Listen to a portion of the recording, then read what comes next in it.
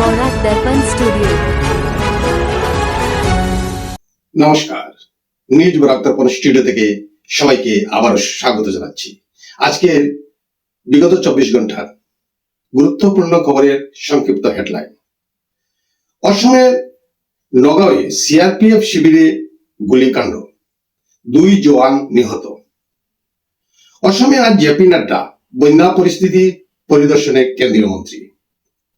কাগজে সীমাবদ্ধ ঘরে ঘরে জল প্রকল্প, নদীর বালুর কুয়ার জলেই ভরসা শতাধিক পরিবারের। বাকিপুরে বিজেপির ধাক্কা, আত্মসমালোচনায় গেরুয়া দল।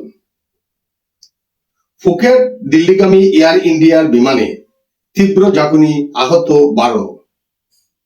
গ্রেটার নয়ডায় ইলেকট্রিক চিপ কারখানায় ভয়াবহ অগ্নিকাণ্ড, নিহত 2 দমকল কর্মী। কেরলে বন্যার তাণ্ডব, মৃত 15, নিখোঁজ 7, ক্ষতিগ্রস্ত হাজারো কৃষক। জামিনের পরই গ্রেপ্তার প্রণব দলেকে, এনএসএ প্রয়োগে সরব আম আদমি পার্টি।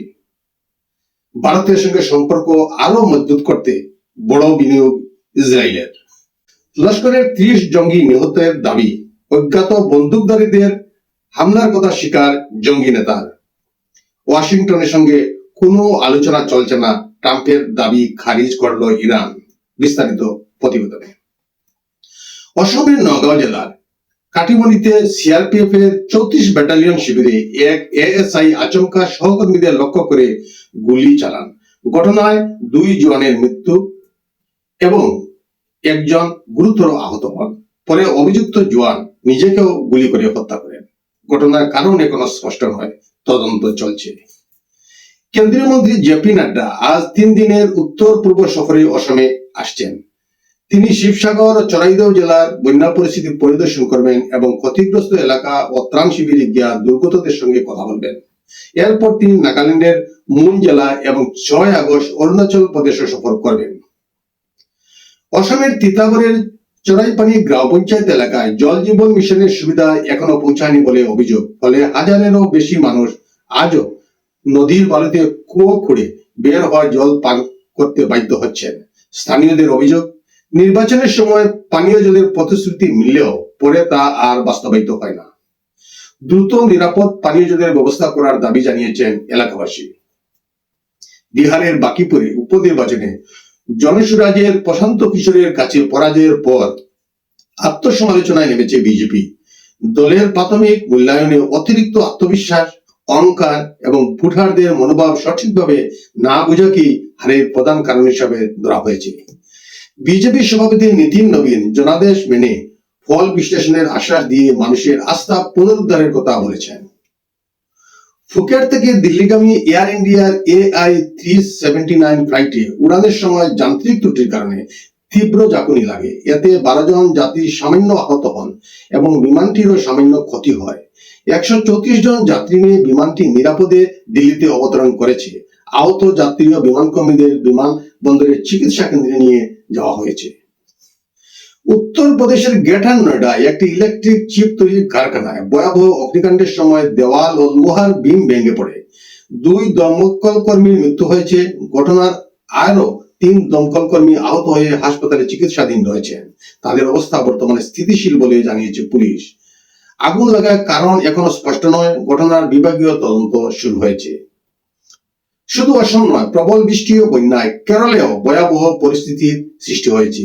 বন্যা ও ভূমিধসে এখনো পর্যন্ত 15 জনের মৃত্যু হয়েছে এবং 7 জন এখনো নিখোঁজ। ক্ষতিগ্রস্ত হয়েছে বহু ঘরবাড়ি, কৃষি জমি ও জনজীবন। কেরল সরকার মৃতদের শেষ কৃত্যের জন্য পরিবার পিছু 10,000 টাকা সহায়তা ঘোষণা করেছে। এছাড়াও 165 হেক্টর কৃষি জমি ক্ষতিগ্রস্ত হওয়ায় 3,596 জন কৃষক সরাসরি ক্ষতির মুখে পড়েছেন। ক্ষতিগ্রস্ত কৃষকদের জন্য অতিরিক্ত ভর্তুকি দেওয়ার সিদ্ধান্ত নিয়েছে রাজ্য সরকার। অসমের জনজাতীয় নেতা প্রণব দলেকে গৌহাটি হাইকোর্ট জামিন দেওয়ার পরও জাতীয় নিরাপত্তা আইনে গ্রেপ্তার করায় তীব্র প্রতিবাদ জানিয়েছে আম আদমি পার্টি অসম। দলের নেতা রাজেশ শর্মা অভিযোগ করেন, বিজেপি সরকার সমালোচকদের দমন করতে এনএসএ অপব্যবহার করছে। আপের রাজ্য কার্যনির্বাহী সভাপতি ডক্টর ববেন চৌধুরীর প্রণব দলেকের নিঃশর্ত মুক্তির দাবি জানিয়ে বলেন, কাজিরাঙ্গায় রিসোর্ট নির্মাণের মতো বিষয় নিয়ে স্থানীয় মানুষের সঙ্গে আলোচনা করা উচিত, প্রতিবাদের কণ্ঠরোধ নয়।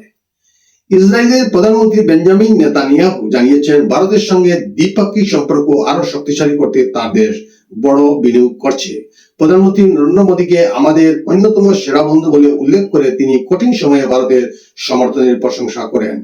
নেতানিয়াহু বলেন, বিশ্বজুড়ে নতুন মিত্রতা গড়ে তুলতে ইসরায়েলে কাজ করে যাচ্ছে এবং ভারতের সাথে সম্পর্ক আরো গভীর করা তাদের অগ্রাধিকার।